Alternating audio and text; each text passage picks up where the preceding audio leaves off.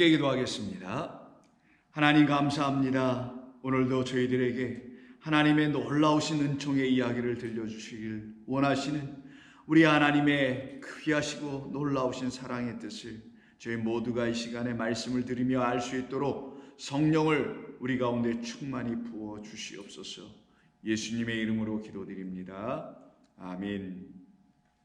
자, 하나님 말씀 나눕니다. 오늘은 누가복음 7장 2절로 10절의 말씀입니다. 누가복음 7장 2절로 10절입니다.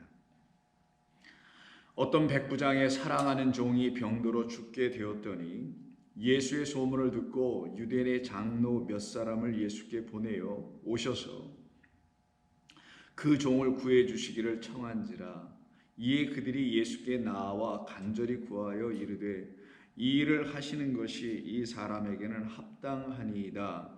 그가 우리 민족을 사랑하고 또한 우리를 위하여 회당을 지었나이다 하니 예수께서 함께 가실새 이에 그 집이 멀지 아니하여 백부장이 벗들을 보내어 이르되 주여 수고하지 마옵소서. 내 집에 들어오심을 나는 감당하지 못하겠나이다. 그러므로 내가 주께 나아가기도 감당하지 못할 줄을 알았나이다. 말씀만 하사 내 하인을 낫게 하소서. 나도 남의 수하에 든 사람이요 내 아래에도 병사가 있으니 이더러 가라 하면 가고 저더러 오라 하면 오고 내 정도로 이것을 하라 하면 하나이다. 예수께서 들으시고 그를 놀랍게 여겨 돌이키사 따르는 무리에게 이르시되 내가 너희에게 이르노니 이스라엘 중에서도 이만한 믿음은 만나보지 못하였노라 하시더라. 번에 어떤 사람들이 집으로 돌아가 보매 종이 이미 나아 있었더라. 아멘. 오늘은 7장 2절부터 10절에서 걸쳐서 말씀하는 새로운 말씀의 이야기를 저와 여러분들을 통하여 하나님께서 들려주실 때에 우리 모두가 이 말씀을 통해서 은혜 받고 생명을 얻는 복된 시간이 되기를 소망합니다. 7장 1절을 지난 이틀에 걸쳐서 우리가 말씀을 나눈 바에 따라 우리가 다시 한번 살펴보면요, 우리 예수님께서 레마의 말씀을, 하늘의 말씀, 생명을 담은 말씀, 우리에게 하나님의 영을 부어 주실 수 있는 그런 말씀을 레마라고 하는 거죠. 그래서 우리를 살려내는 영이 레마의 말씀을 통하여 우리 안에 들어오게 되는 겁니다. 그 말씀을 마치시고, 즉 백성들의 마음 안에, 우리들의 마음 안에 다 이루어 주시고, 그러면 우리 마음 안에 그 말씀이 충만해 있어야 되겠죠. 그 말씀으로 충만한 상태인 그 백성들 안으로 우리 주님이 처소로 삼아 들어오시는 것을 가버나움으로 들어가시는 것이라 라고 우리가 말씀을 나눴었습니다. 왜냐하면 가버나움에는 단순히 지리적, 장소적 명칭만을 의미하는 그런 의미에서의 가버나움이 아니라 사실은 하나님의 거룩하신 뜻을 담아놓은 장소이며 또한 지명이며 또한 이름이기 때문이죠. 그래서 그 이름에 담아놓은 뜻을 보니 카파르와 그리고 낙함이라는 말로 담겨 있음을 우리가 알게 되었습니다. 그 카파르와 낙함은 결국은 속죄하시는 하나님의 거룩한 은혜의 이야기, 당신의 아들 그 어린 양을 우리에게 보내주셔서 우리를 속죄하고 우리를 용서해 주시는 영원한 사랑의 이야기를 우리가 들었을 때에 그것을 카파르라고 하죠. 우리에게 그 피를 발라주셨을 때에 그 보혈의 피가 우리의 심령 안에서 생명의 생수가 되어 진리의 성령의 법이 되어 다시 흐르게 되면 우리가 드디어 용서받은 자로서 큰 위로를 얻고 평안 가운데 거하게 되는 것이니 위로받다라는 낙함의 역사가 우리 가운데 일어나게 되지요. 그때 바로 이와 같은 역사가 일어나는 사람들 안에만 하나님의 레마의 말씀, 우리를 살려내는 영, 하나님의 영이 우리 가운데 충만히 거하시게 되는 겁니다. 그래서 이렇게 가버나움에 들어가시게 됐으니 그 가버나움이라는 곳 혹은 가버나움이 되어 있는 그 가버나움에 있는 어떠한 사람이 있어야 되지 않겠어요? 그러니 가버나움에는 가버나움 되어 있는 사람이 반드시 있어야 되는 것이죠. 그것을 알려주시려고 바로 하나님의 말씀으로 레마를 갖고 있는 사람은 다 이와 같다라는 사실을 알려주시려고 오늘 본문 2절부터 10절에 소위 백부장의 믿음이다, 백부장의 믿음으로 그의 종이 고침을 받았다라고 하는 하나의 이야기가 곧이어 맛부터 붙어 있는 것입니다. 그래서 7장 2절부터 10절에 걸친 이 백부장은 바로 다름 아닌 주님의 말씀을 듣고 그 말씀으로 말미암아 살아난 사람, 생명 가진 사람, 하나님의 영으로 충만해 있는 가버나움이 되어 있는 사람을 의미하는 것이라 보시면 되겠죠. 근데 이 백부장에게 문제가 하나 생겼는데 다름 아닌 2절이 그 문제에 대한 이야기를 우리에게 알려줍니다. 그에게 사랑하는 종이 있었습니다. 사랑하는 종이라는 거예요. 그냥 종이 아니에요. 백부장은 로마의 군대 장교죠. 100명의 병사를 자기의 수하로 거느리고 있는 그런 지위가 좀 높은 사람입니다. 그런 백부장이 자기가 사랑하는 종이 있다라는 거예요. 예전에는 그 당시에는 그 종을 굳이 그렇게 사랑하지 않아도 상관없는 그냥 거래 품목의 한 상품처럼 여겨질 수밖에 없는 것이 당시의 시대에 여기 둘로스라고 썼으니 노예 종들의 처지였고 그들의 신분이 바로 그런 것이었거든요. 그런데도 불구하고 이 백부장은 그를 사랑했잖아요. 왜 이렇게 사랑했을까요? 이렇게 봐야 되지 않을까요? 이 백부장도 자기가 종이라는 사실을 알았기 때문이 아니었을까요? 어떤 종? 사랑받고 은총받고 있는 종이라는 사실을 알았기 때문이 아니었을까요?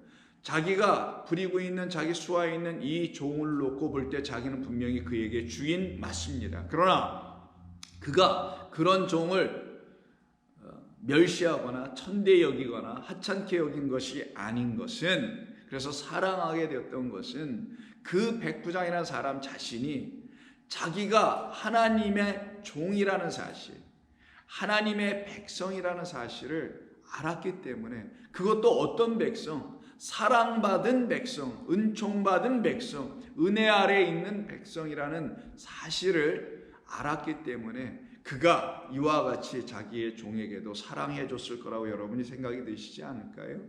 바로 그런 사람이었기에 가버나움에는 이와 같이 하나님의 말씀, 진리, 사랑의 진리의 말씀으로 살아난 이 백부장이 있을 수밖에 없게 되는 것이겠죠.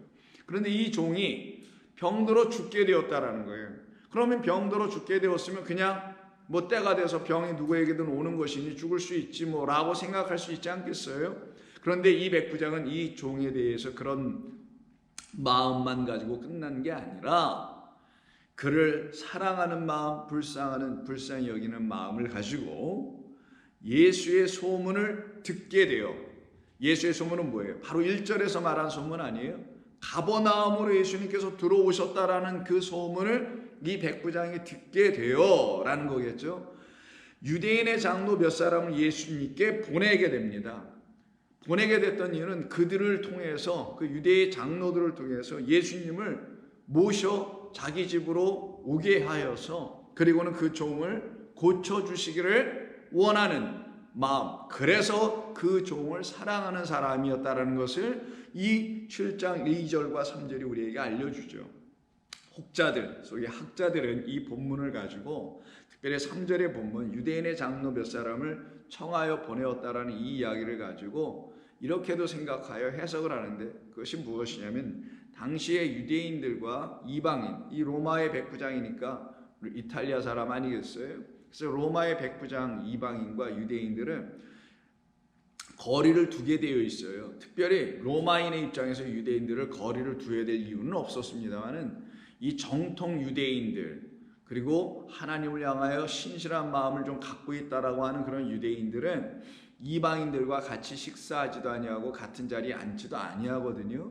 그런 문화적인 종교적인 이유 때문에 이 백부장이 그런 것을 고려하여 그런 예의 범절을 지켜가면서 그들 유대교의 전통과 종교의 어떤 가르침들을 그가 훼손시키고 싶지 않은 이런 좋은 마음으로 유대인의 장로 몇 사람을 보냈다라고 생각하여 그렇게 해석하기도 합니다.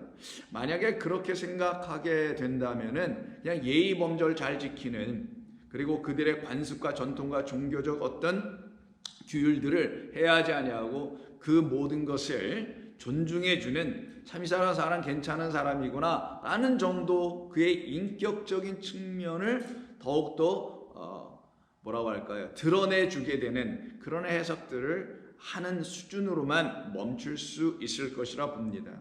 그러나 저는 그렇게도 물론 해석할 수 있습니다만 그 해석에는 그 이상의 해석을 이 본문이 담아내고 있는 그 이상의 것을 들여다볼 수가 없기 때문이죠. 이와 같은 본문과 같은 병행 본문, 똑같은 이야기를 쓰고 있는 본문이 마태복음과 요한복음에도 있는데, 특별히 이제 마태복음에 있는데 거기 8장 이하를 보시게 되면 거기에도 똑같이 이런 얘기가 나오는데, 거기서는 유대인들을, 특별히 유대인의 장로 몇 사람을 보낸다는 이야기가 아예 나오지도 않습니다. 그렇다면 여러분 한번 생각해 보자고요. 유대인의 장로를 보내고 안 보내고 하는 이 문제가 어떤 분들의 그렇게 중요했는지 모르겠습니다만은, 만약에 그게 정말 그렇게 중요한 해석의 분기점을 가를 수 있을 만큼 중요한 것이라면 왜 마태는 기록하지 않았을까요? 오히려란 말은 마태는 유대인들, 히브리인들 위해서 이 복음서를 쓴 사람이거든요. 그러면 그에게 있어서 유대인의 전통과 관습과 문화와 종교, 율법 이런 등등을 더 누구보다 잘 알고 있었던 그런 유대인의 입장을 고려하면서 썼던 마태가 바라본 백부장은 그럼 누가처럼 이렇게 써줘야 되는 게 더 맞지 않겠어요? 그런데도 불구하고 마태는 쓰지 않았거든요. 유대인의 장로를 보낸다는 이야기가 있지 않거든요. 그럼에도 불구하고 이 누가복음에서는 왜 그러면 오히려 누가복음은 이방인들을 위해서 쓴 복음이라고 볼 수 있는 것인데 왜 이렇게 쓴 이유가 무엇이냐는 거예요. 그런 것이 아닐 거라는 겁니다. 자, 그 정도를 여러분이 먼저 알고 계셔야만이 혹여 그렇게 해석하는 어떤 이야기들을 접하거나 들으시게 될 때도 그것이 바로 그런 측면에서 말한 것이나 그것은 해석의 한계를 갖고 있을 수밖에 없다는 것을 여러분들을 통하여 여러분들에게 알려드리려고 하는 것이니 마음에 좀 담아 놓으시길 바랍니다. 자, 그런데 이 종이 지금 죽게 된 어떤 병에 걸린 것 같아요. 그래서 이 종을 살려내기 위해서 유대인의 장로 몇 사람을 보내어 예수님을 모셔오도록 청하도록 하게 한 겁니다. 자, 그런데 이때 이 장로들이 예수님께 나아가서 간절히 구하여 이런저런 자초지정과 사정을 다 이야기했겠죠. 그리고서는 오셔서 이 종을 좀 고쳐줘야 되겠습니다. 이 종 때문이 아니라 이 백부장을 봐서라도 백부장 때문에 이 종을 좀 고쳐줘야 되겠습니다라고 간청을 하니 예수님께서 그들과 함께 가시게 됩니다. 이 백부장의 집으로. 그때 예수님을 설득하거나 예수님이 반드시 오셔서 좀 고쳐주셔야 한다는 그들의 논리, 그 논리로 말미암아 그들은 논리를 갖게 하는 그들의 가치관, 그들의 세계관, 그들의 신앙관, 그들의 믿음관을 들추어내주는 말이 4절과 5절에 담겨 있어요. 4절 보시죠. 이에 그들이, 유대인의 장로들이 예수께 나와 간절히 구하되 이르기를 이 일을 하시는 것, 즉 이 종을 고쳐주는 것이 이 사람에게는 합당하나이다. 이 사람 누구? 이 종이 아니에요. 이때 이 사람은 바로 그 백부장이에요.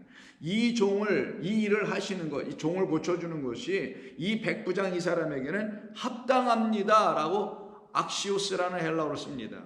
합당하다는 이 말을 해요. 이 말은 악시오스라는 말은 가치 있다라는 거예요. 그래서 제가 좀 전에 아예 가치관이라고 얘기를 먼저 드렸던 거예요.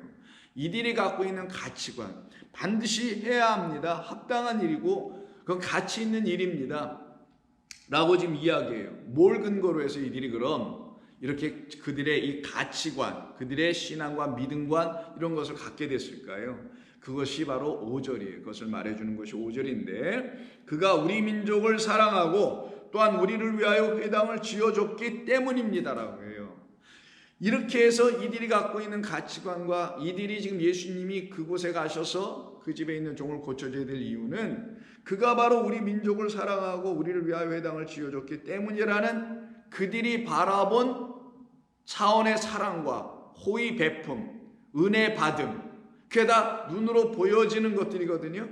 그런 걸 받았기 때문에 그것도 더군다나 누구에 의해서 이방인 로마 사람인 이 백부장에게 받았으니 이 백부장은 아무래도 우리 민족을 정말 사랑하고 우리 유대인들의 입장을 참 알아주고 하는 그런 사람 분명히 맞으니 이 사람을 도와줘야 되는 것은 마땅하고 합당합니다. 그렇다면은 만약에 이 유대인들을 이렇게 사랑하지 않고 유대인들에게 좋은 일, 선한 일, 합당한 일을 하지 않았더라면 이 백부장과 같은 사람에겐 예수님은 가셔서 그의 종을 치료해 줘서는 안 됩니다라는 그 반대편의 논리를 이들은 갖고 있지는 않았을까요? 갖고 있었겠죠. 그래서 예수님께서 산상수 마태복음 5장 43절 이하에서 뭐라고 하십니까? 4절인가? 너희가 이렇게 들었고 배웠지. 너희가 원수는 미워하고 이웃은 사랑하라고 들었으나 나는 너희에게 이르노니 원수를 사랑하고 그들을 위하여 기도하라 라고 말씀하시죠. 그럼 이들에게 있는 그들의 신앙관, 믿음관, 가치관, 사랑관, 은혜관, 모든 등등 하나님으로부터 알게 되었다고 하는 소위 모든 신앙으로 말미암아 갖게 된 삶의 방식, 이게 가치관, 세계관이잖아요. 이런 모든 것이 결국은 여기에서는 어떻게?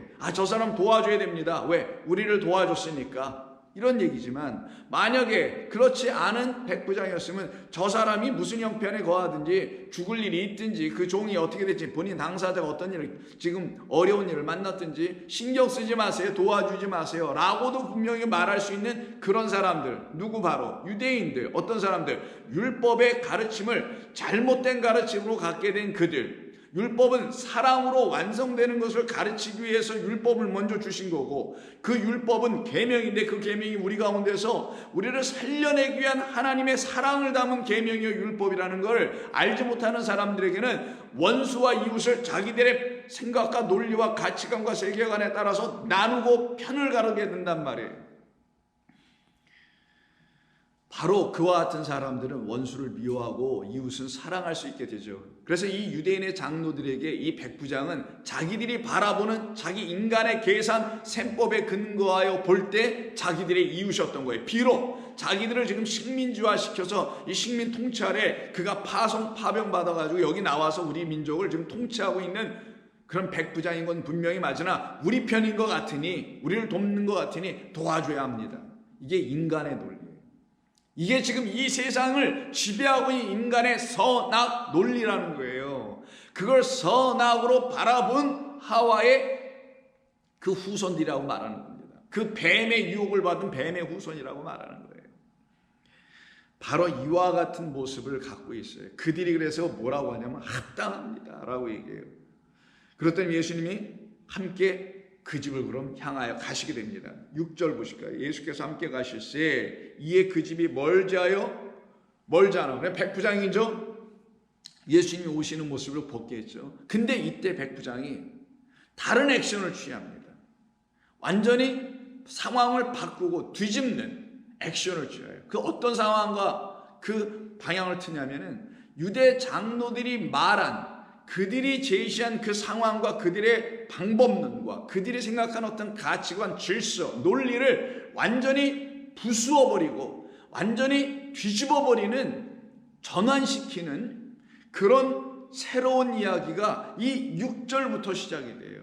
그래서 3절, 4절, 5절을 한 파트라고 본다면 6절 이하 10절까지는 또 다른 부분으로 서로 대조되고 대비되며 우리에게 참된 것을 가르치시기 위한 말씀으로 들려지기 시작하게 되는 겁니다.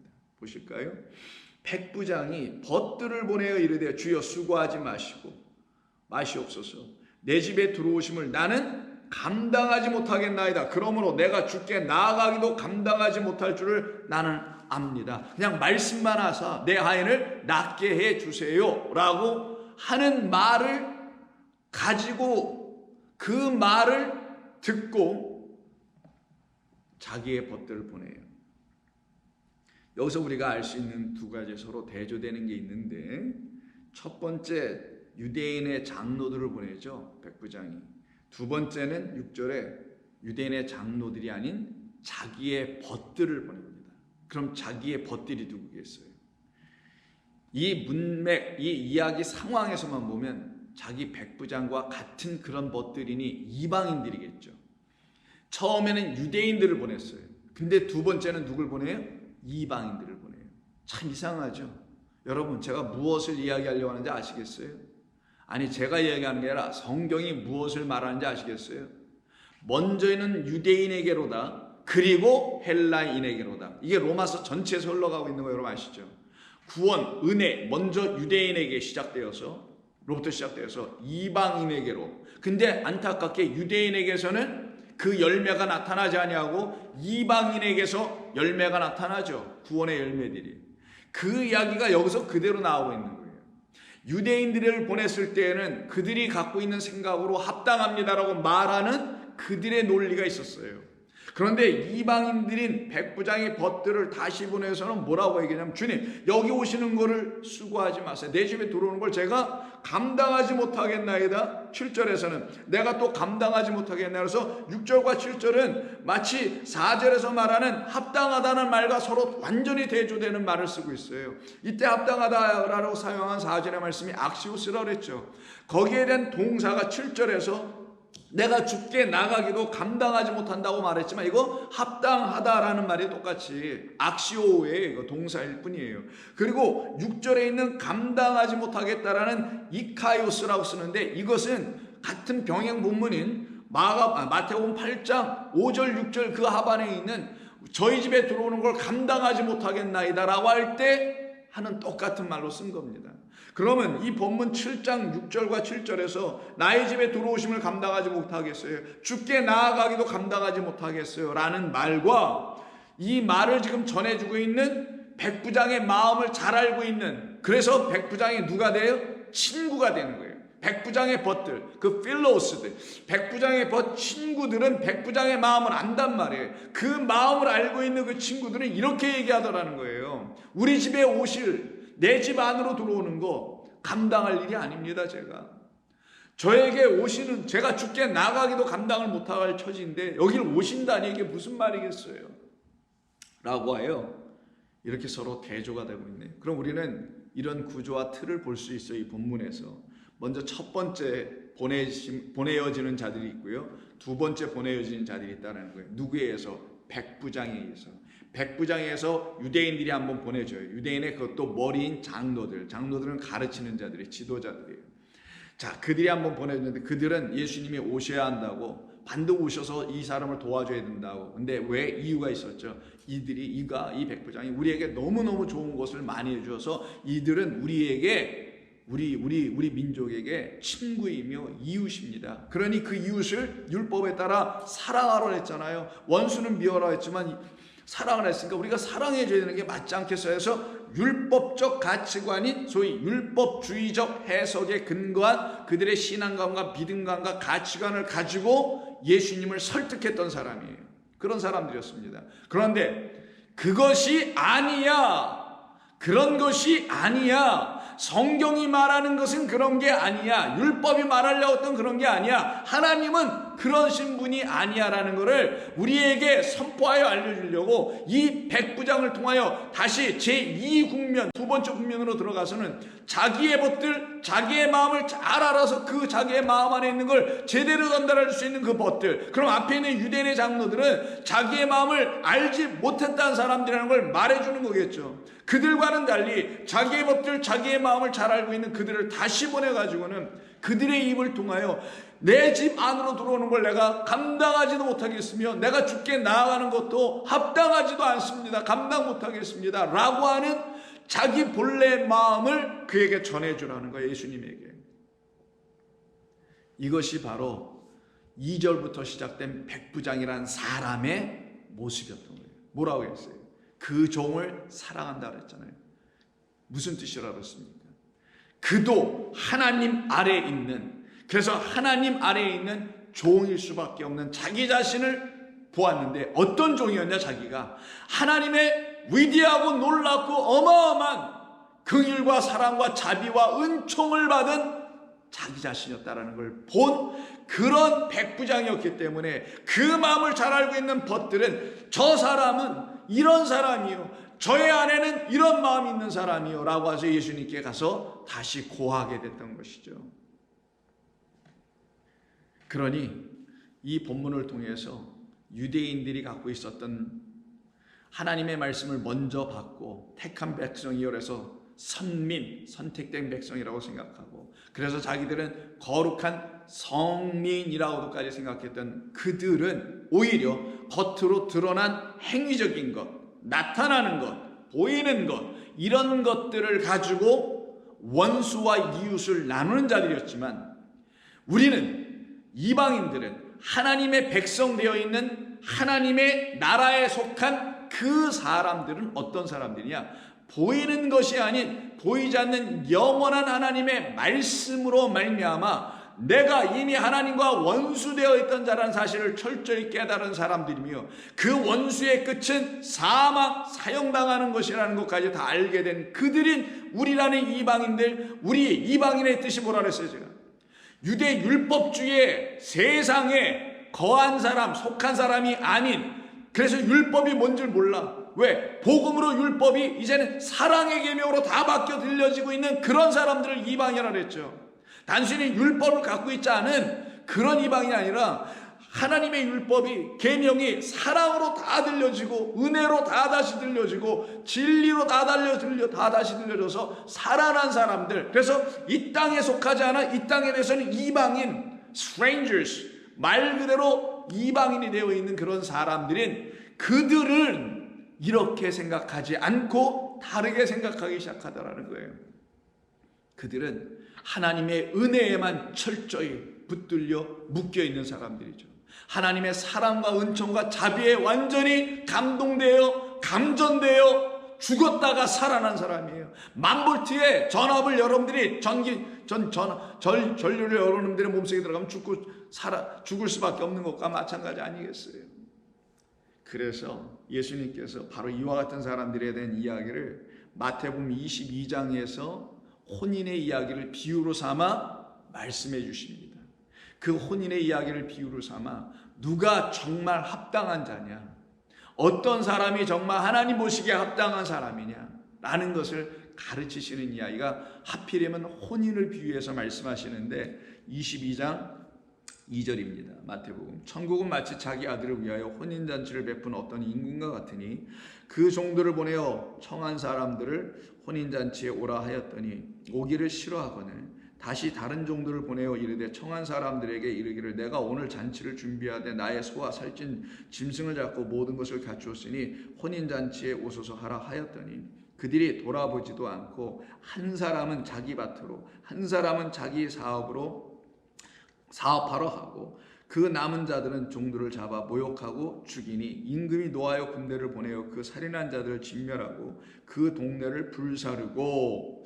아니 이거 좋은 일 아닙니까? 혼인잔치면 시집가고 장가가는 날인데, 근데 이 날에 왜 이렇게 죽임당하는 일이 막 터져나올 수밖에 없게 된 이유가 무엇이냐는 거죠. 그것은 다름 아닌 이 혼인잔치에 청함을 받았는데도 불구하고 그 청함받은 혼인잔치가 무슨 혼인잔치인지를 몰랐던 사람들, 그리고 이 청함받은 것에 들어오지 않았던 그 사람들은 자기들이 생각하는 다른 차원의 혼인잔치를 생각하고 있었던 사람들이라는 거예요. 조금 더 읽어보죠. 2의 8절. 종들에게 이르되 혼인잔치는 준비되었으나 청한 사람들은 합당하지 아니하니 너는 네 거리에 가서 다른 사람을 만나서 그들에게 혼인잔치 오라고 청하여 이 집을 채우라 해서 다 집을 채웠어요. 그리고 끝에 14절에서 뭐라 합니까? 청함을 받은 자는 많되 택함을 입은 자는 적으니라. 자, 유대인들이 먼저 청함을 받았습니다. 하나님으로부터. 근데 택함까지 받았나요? 안 됐단 말이에요. 그것은 우리에게 지금 뭔가를 가르쳐 주는 거예요. 유대인들이 뭘 잘못해서 유대인만은 택함 받지 못한다는 그런 얘기가 아니라 하나님께서 먼저 우리에게 이 모든 걸 주셔서는 이 모든 만물을 통하여 당신을 계시해 주려고 하신 것이니 이걸 가지고 우리를 청하신 거예요. 그리고 청하여 우리를 불러 들이시는 하나님의 청함이 이 온 만물을 우리에게 주신 것이었는데, 만물을 보고 하나님의 말씀을 가지고도 청함은 받았음에도 불구하고 이 말씀은 나를 택하려고 하시는 거구나, 나를 이 세상 가운데서 택하여 이 세상에 속하지 않은 하늘에 속한 자, 그래서 지금 아직 땅에서 육으로 살아가고 있으니 내 마음에 하늘이 되어 있지만 땅에서 볼 때, 사람들이 볼 때는 나는 이방인 같은 자로 살아갈 수밖에 없는 그런 택하여진 자로 나를 만드시려고 첫 번째 하늘과 첫째 땅이라는 만물 안에서 나를 택하여 보이지 않는 새 하늘과 새 땅이라는 그 이방인들이 들어가야 될 영원한 본향으로 가야 될 사람들이 가야 될 그 길을 내게 보여주신 것이구나 라는 걸 깨달아 알게 해주시려고 이걸 비유로 말씀하신 거란 말이에요. 그러니 이들이 들어가야 될 그 나라 혼인잔치, 신부로 들어가야 될 그 혼인잔치의 잔치 이름은 은혜의 혼인잔치였단 말이에요. 그 나라는 내 힘으로 들어가는 것이 아니요, 나의 수고로 들어가는 것이 아니요, 나의 공로로 들어가는 것이 아니라는 걸 철저히 가르치는 거란 말이에요. 그래서 유대인들의 장로들은 예수님에게 나가서 그 사람은 이런 것도 해줬어요, 저런 것도 해줬어요, 우리 회당도 해줬어요, 우리를 사랑합니다, 우리 민족을 좋아합니다, 우리 민족을 돌봐줍니다, 이렇게 눈에 보이고 겉으로 드러난 이런 것만 얘기하고 말았잖아요. 그런데 백부장은 그런 사람이었나요? 아니었단 말이에요. 그 유대 장로들은 역시 계속해서 인간의 공로와 자기들의 업적과 수고와 애씀 드러나는 것을 통하여 저 사람 원수가 아니라 저 사람 우리를 사랑한 사람이 우리도 그를 사랑해줘야 해 라고 하는 그런 사람들이었던 거예요. 그런 사람들이 들어가야 될 혼인잔치는 공로로 인한, 자기 수고로 인한 행위의 혼인잔치집에만 들어가게 될 수밖에 없게 되는 거예요. 그들이 들어가야 될 혼인잔치집은 행위로 혼인잔치를 하고 있는 그런 나라에 들어가는 거란 말이에요. 그래서 요한계시록에 그들의 그 행위로 갚으신다는 말이 나오는 겁니다. 그러나 저와 여러분들, 하나님께서 부르시고, 그래서 하나님께서 부르시고는 우리를 당신의 말씀으로 다시 솎아내고 택하여 내시는 거죠. 그렇게 택하여 내심을 받은 저와 여러분들은요, 행위가 아니잖아요. 오직 은혜로다. 오직 주의 은혜로다. 나 같은 자, 맹인된 자, 귀먹은 그런 나를, 그리고 마음은 아주 완고하고 목은 뻣뻣해 있는 나 같은 자에게 하나님께서 나를 완전히 복종시키게 하시는, 굴복시키게 하시는 사랑의 복음, 은혜의 말씀, 진리를 내게 부어주셔서 나를 이렇게 당신의 사랑받고 은총받는 종, 자녀, 아들로 만드셨으니 내가 들어가 그 영원한 아버지, 나의 신랑이요 남편이요 나의 짝인 나와 하나가 되시길 원하여 기다리셨던 나의 아버지의 나라의 혼인잔치는 은혜의 혼인잔치였구나. 그 혼인잔치에 들어가도록 합당한 사람들이 누구냐? 바로 그 잔치의 이름을 알고 있는 자들이에요. 그 잔치를 베푸신 그 왕, 임금, 하나님의 이름, 은혜, 인자와 진리입니다. 그래서 그 혼인잔치는 준비되었는데 거기에 청한 사람들은 합당하지 않다라고 얘기하는 거예요. 누가? 행위의 혼인잔치에 들어오려고 하는 사람들은 여기에 합당하지 않아. 그래서 이때 합당하다가 오늘 본문에서 유대의 장로들이 저 사람은 반드시 그런 당신으로부터 그런 은혜를 받기에, 고침을 받기에 합당하다라고 말했던 그 합당한 악시오스와 똑같은 말이에요. 그런데 그렇지 않았죠, 이들은. 그래서 오늘 본문에서 백부장이 자기의 벗들을 다시 보내는 겁니다. 이게 도대체 무슨 얘기일까요? 오늘은 이걸 오늘만 하지 않고 내일도 계속 하게 되는데요. 여러분들에게 오늘 이렇게 1차적으로 말씀을 드립니다. 그리고 이 말씀이 담아놓는 더 깊은 뜻이 있어요. 그것을 여러분이 계속 들으시게 되고요. 이 백부장은 결국은 하나님이란 당신을 들춰내시려고 한다는 사실을 여러분들은 아시게 될 겁니다. 그 백부장은 완전함이에요. 완전함이에요. 완전함이라는 그 완전하신 하나님, 거룩하신 하나님, 온전하신 하나님의 사랑받는 종, 이 종들은 다 어떻게 된다? 다 살아난다, 고침받는다, 회복된다. 그들에게만 나는 내 말을 넣어서 그 벗들인, 그래서 하나님의 벗 아브라함 하나님의 벗이죠. 그 아브라함에게는 당신의 모든 것을 숨김없이 다 말한다고 했던 그 벗으로 우리를, 하나님의 벗으로 우리를 만드시려고, 우리를 하나님의 벗되게 하시려고 나는 너희를 벗으로 여기나니 그 벗을 위하여 친구를 위하여 내 목숨을 내어놓나니라고 요한복음 15장에서도 말씀하신 거 아니냐고요. 그렇게 그 하나님의 벗되고 주님의 벗된 사람들만 주님의 마음, 예수의 마음과 합한 자가 되는 거예요. 그 마음을 알게 되는 거예요. 하나님의 은혜의 사건이 무엇인지를, 나를 향하여 하나님이 행하신 것이 무엇인지를 철저히 깨달아 알게 되는 거예요. 그래서 로마서 11장 5절 이하에서 바울은 이런 얘기를 합니다. 참고로 9장서부터 11장까지는 유대인과 로마의 이방인들에 대한 구원에 대한 이야기를 하는 거예요. 바울은 고민했던 겁니다. 왜 하나님의 복음이 유대인들에게 이렇게 역사되지 않지? 왜 이방인에게지? 그걸 고민했던 거예요. 그 고민이 하나하나 다 풀렸기 때문에 9장서부터 11장까지 유대인들과 이방인들이 함께 하나의 교회 공동체를 이루고 있는 로마 교회에 이 편지를 그래서 보내는 겁니다.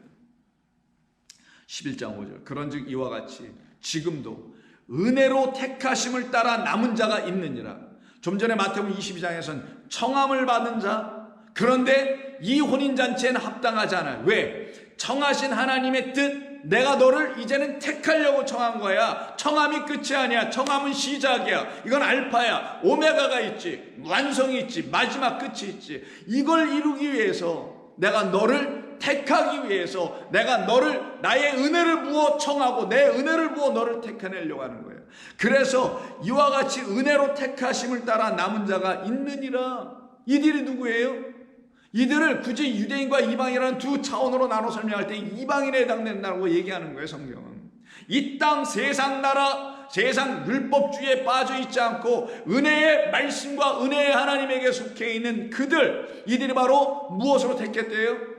은혜의 혼인잔치에 들어오기 위해서는 은혜로 택함 받아 들어와야 된단 말이에요. 그래서 은혜로 택하심을 따라 남은 자가 있느니라. 만일 은혜로 된 것이라면 행위로 말미암지 않음이니. 그래서 이 혼인잔치에 두 부류의 사람이 나눠져 이 혼인잔치, 왕의 혼인잔치에 오는 자가 있는가 하면 오지 않는 자가 있었단 말이에요. 오는 자들은 누구냐? 은혜로 택함 받은 은혜의 혼인잔치로 알고 있으니 혼인잔치에 가게 된 것이고, 그 혼인잔치에 그렇지 않고 난 오늘 가서 이것도 해야 돼요, 저것도 해야 돼요, 뭐도 해야 돼요, 이렇게 전부 다 자기 쓰고 자기 행위, 자기 업적, 뭘 사랑해 이웃을 쫓아다니면서 뭘 지어줘, 회당을 지어줘 라고 지금 유대인의 장로들이 예수님에 가서 이것저것 다 리스트를 작성하여 고하여 예수님을 설득해 보려고, 하나님 앞에 자기의 공로를 가지고 설득해 보려고 이 현대교회가 하나님 앞에서 우리가 이만큼 부흥시켰어요, 이만큼 사람들에게 전도했어요, 모두하고 모두했어요 라고 뭐 이렇게 떵떵거리면 내살려고 하는 이 허접한 이 기독교,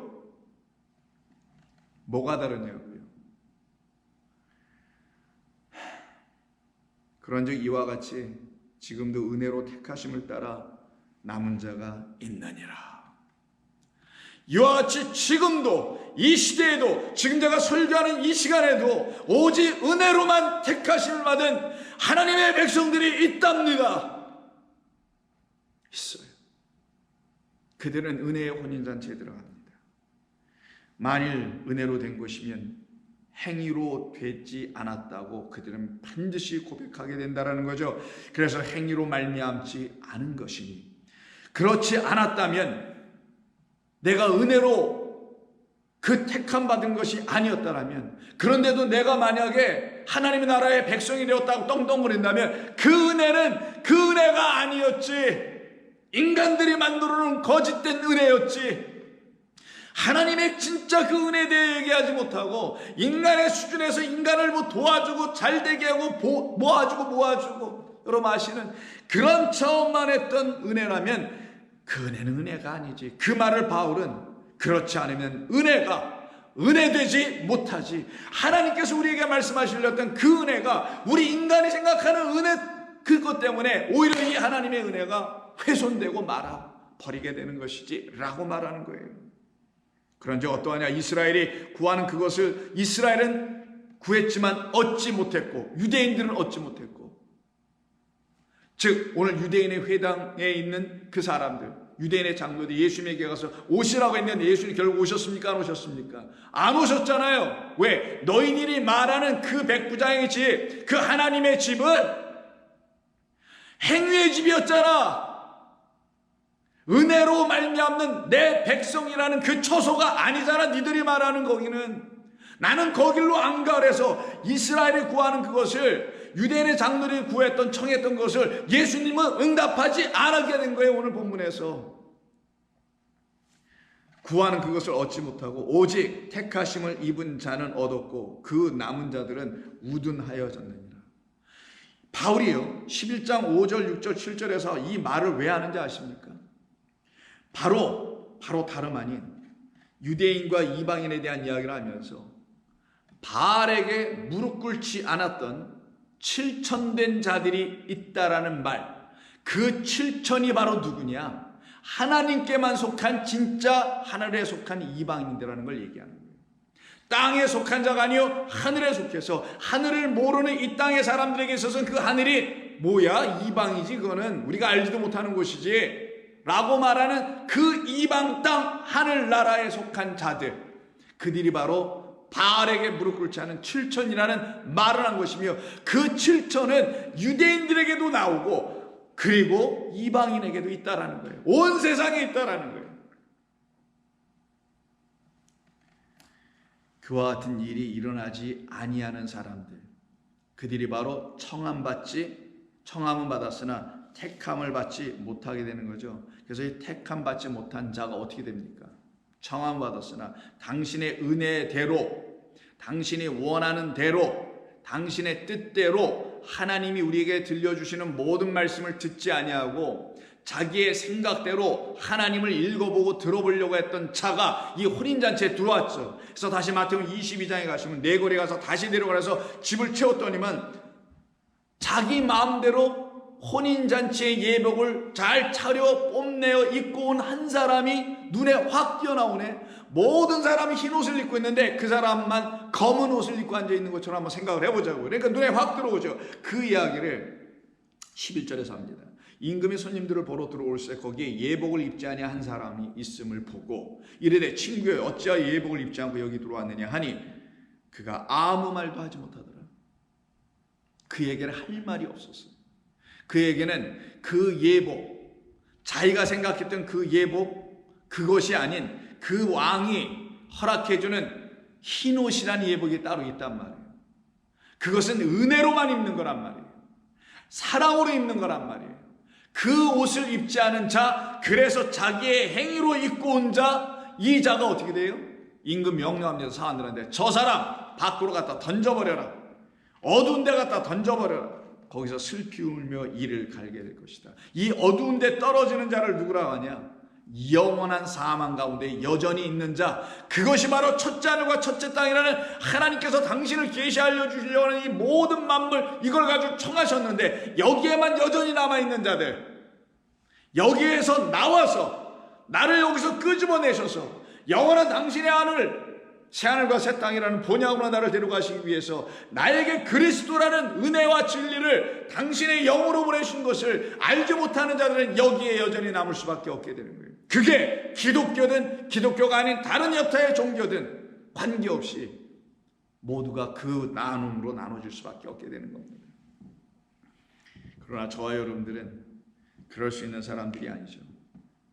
나 같은 죄인을, 허물 많고 죄악 많은 나 같은 죄인을 우리 주님께서 사랑으로 용서하시고 사랑 안에 담겨있는 진리의 말씀으로 나를 사랑하셔서 용서해 주시고 그리고 나를 거기서 속량해 주셨는데, 나는 죽어 마땅한 자, 사형틀에 십자가에 매달려도 몇 번을 매달려도 마땅한 자임에도 불구하고 나를 사랑하시는 당신 앞에 내가 은총을 입었습니다 라고 하는 그런 백부장의 벗들만이 우리 주님에게 가서 그런 고백을 하는 이야기에 그 틀을 만들어준 게 백부장의 벗들이 예수님께 찾아가니 백부장이라는 하나님의 벗된 아브라함의 씨 후손된 우리들이 그 주님께 나아가서 당신이 나를 그렇게 만드신 것이지요 라고 말하게 되는 거예요. 그래서 사실 로마서 11장 5절 6절 7절 그 앞에 뭘로 시작한 거냐? 바울이 이야기를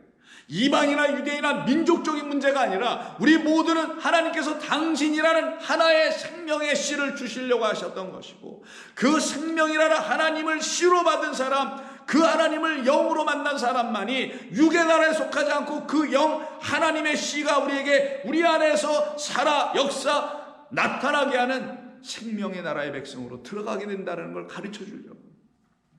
11장 1절부터 그러므로 내가 말하느니 하나님이 자기 백성을 버리셨느냐? 그럴 수 없느니라. 나도 이스라엘인이요 아브라함의 씨 제라 그 후손 약속의 후손 그리스도에게서 난 자요 베냐민 지파라 라고 이야기를 시작했던 것입니다. 그러니 우리는 그 씨로 말미암아 그 생명 하나로 말미암아 내가 죽을 수밖에 없었지만 나를 살려내신 것이었군요. 나는 사형당할 수밖에 없고 죽임당할 수밖에 없고 어두운 데서 일을 갈 수밖에 없는 영원히 하나님과 원수될 수밖에 없었던 자였지만 영원히 죽임당할 수밖에 없었던 자였지만 나는 이제 살아난 자군요. 그래서 바울은 로마서 1장 마지막 32절에서 그들이 바로 실천되지 아니하고 하나님께 속하지 아니하고 여전히 바알에게 속한 자 하나님이 아닌 하나님을 바알로 가르쳐버렸던 그래서 바알이 하나님 되어버린 그 땅 그곳에 엘리야를 보내서 하나님의 말씀을 전했던 거 아닙니까? 그런데 그 하나님께 속하지 아니했던 자들을 어떻게 합니까? 전부 다 돌이켜버리죠. 이게 인간의 죽음을 설명하는 거예요. 인간이 이 땅에서 살다가 죽는다는 말의 의미가 무엇인가? 이 땅 살다가 병들고 죽고 뭐 사고 나고 죽고 이런 걸 죽는 거라는 것이냐? 아니에요. 인간이 이 땅에 와서 반드시 하나님의 말씀으로 살아나 그 하늘나라로 가야 될 사람들인데 그렇지 못한 자들은 이 땅에서 그냥 죽고 끝나는 것을 영원한 사망 가운데 빠져 있는 것이라고 말하는 거예요. 그들을 놓고 바로 하나님께 속하지 못하고 바알에게 무릎 꿇고 있는 자, 실천되지 않은 자들이라고 하는 거예요. 그래서 로마서 1장 31절 이하서부터 우매한 자여 그들은 우매한 자여 배악하는 자여 무정한 자여 무자비한 자라 그들이 이 같은 일을 행하는 자는 사형에 해당된다고 하나님께서 정하심을 알고도 자기들만 행할 뿐 아니라 그런 일을 행하는 자들을 옳다라고 말을 하더라는 거예요. 이렇게 사형에 해당되는 것을 알면서도 불구하고 반드시 그렇다는 것을 알면서도 이때 사형에 해당된다고 설명했잖아요. 이게 합당하다. 유대인의 장로들에게서 나타나지 않은 고백들이었죠. 오직 하나님의 은혜의 백성들에게만 나타나는 고백. 저는 죽어 마땅할 수밖에 없는 죄인입니다. 그런 사형에 해당될 수밖에 없는 사람들입니다. 그러나 주님의 은혜로 내가 이렇게 살아날 수 있게 된 사람입니다. 이들만이 우리 주님의 십자가가 무엇인지를 알게 되는 거예요. 그 이야기는 내일도 계속 나누도록 하겠습니다. 아버지 고맙습니다. 오늘도 저희들을 사랑해 주신 우리 주님의 사랑과 은총으로 우리의 영혼이 살아 숨쉴 수 있도록 허락해 주시니 감사드립니다. 우리는 은혜 아니면 살 길이 없는 자들인 줄 압니다. 우리에겐 합당한 것을 찾아볼 수 없는 사람들입니다. 그랬던 우리들을 우리 주님께서 이제 당신이라는 영원한 합당하신 영원히 온전하신 우리의 아버지와 그리스도 예수 어린 양을 우리 가운데 넣어주셨기에 우리가 비로소 주 앞에서 합당한 자들로 살아가게 하시니 이것이 은혜 아니고 무엇이오니까. 아버지 하나님 저희들의 이와 같은 놀라운 역사를 이루어 주신 주님의 이름을 감사합니다. 주님께 감사와 찬송을 드립니다. 영원토록 영광 받으시옵소서. 예수님의 이름으로 기도드립니다. 아멘.